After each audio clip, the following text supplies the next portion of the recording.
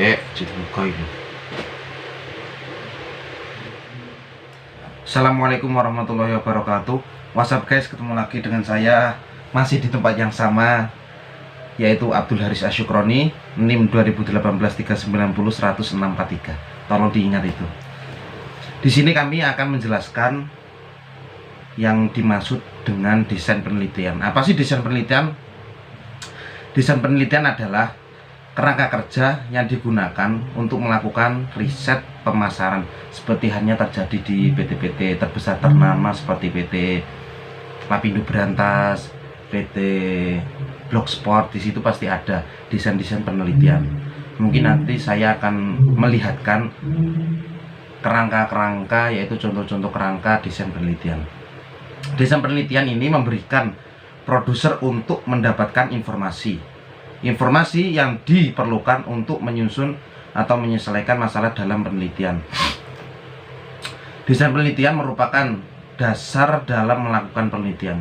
Jadi kita harus tahu apa yang kita teliti, apa tujuannya, dan apa fungsinya. Oleh sebab itu, desain penelitian yang baik akan menghasilkan penelitian yang efektif bagi PT tersebut. Kelangsungan PT kedepannya bagaimana, dan kemunduran ataupun kemajuan tergantung bagaimana cara kita melakukan penelitian tersebut. Klarifikasi desain penelitian dibagi menjadi dua, yaitu yang pertama itu eksploratif dan yang kedua konsolutif.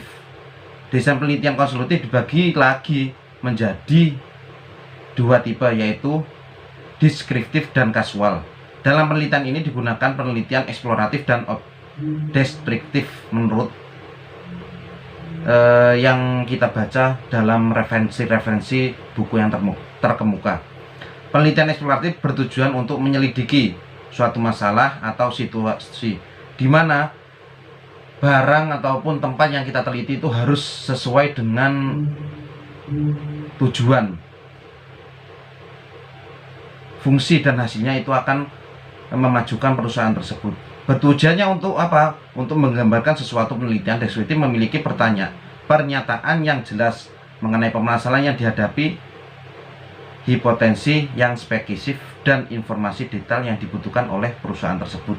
Jadi perusahaan itu harus membutuhkan semua kerangka dan tujuan penelitian tersebut, supaya kedepannya perusahaan tersebut lebih baik dan lebih maju lagi. Di dalam desain penelitian itu harus mengumpulkan berbagai data atau sumber.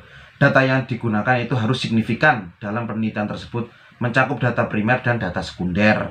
Data primer, kita ulas lagi. Data primer adalah data yang diperoleh langsung dari wawancara. Jadi kita, seumpama kita mau meneliti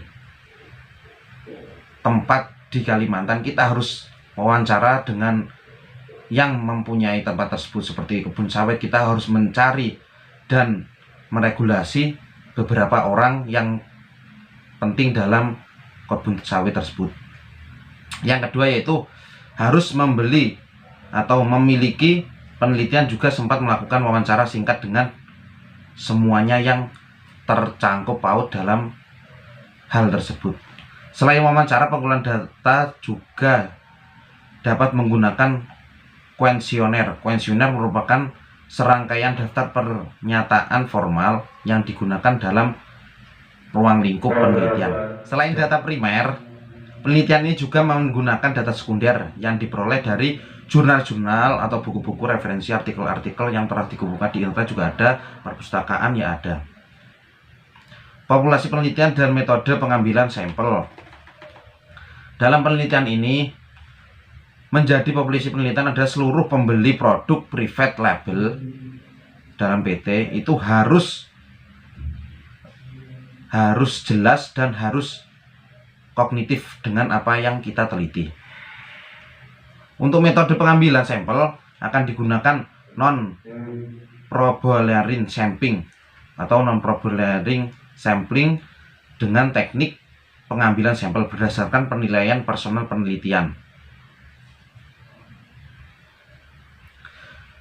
Peneliti lebih memiliki pembeli produk. Nah, ini yang penting. Jadi, dalam penelitian itu harus menguntungkan kedua belah pihak, baik dari pembeli ataupun penjual. Nah, saya akan menjelaskan di sini adalah rangka-rangka contoh model dari penelitian. Nah, di sini harus satu, pelaku pembelian itu harus mempunyai persepsi nilai dari keterlibatan merek, persepsi harga itu harus terkemuka dan harus jelas dalam kedua belah pihak tersebut. Pengenalan itu penting dalam metode penelitian. Kesimpulannya itu dalam metode penelitian atau desain penelitian tadi memerlukan analisis yang tepat, sumber yang terpercaya itu akan menunjukkan dan mengembangkan perusahaan dari PT tersebut. Intinya, desain dalam penelitian untuk sebuah perusahaan itu sangatlah penting, harus terkemuka dan harus kognitif dengan apa yang kita teliti. Mungkin hanya itu ulasan dari materi kami dari desain penelitian. Kurang lebihnya mohon maaf yang sebesar-besarnya. Maaf, ini hawanya terlalu panas dikarenakan cuaca sekarang agak ekstrim. Di awal bulan Januari kadang hujan kadang terang. Assalamualaikum warahmatullahi wabarakatuh.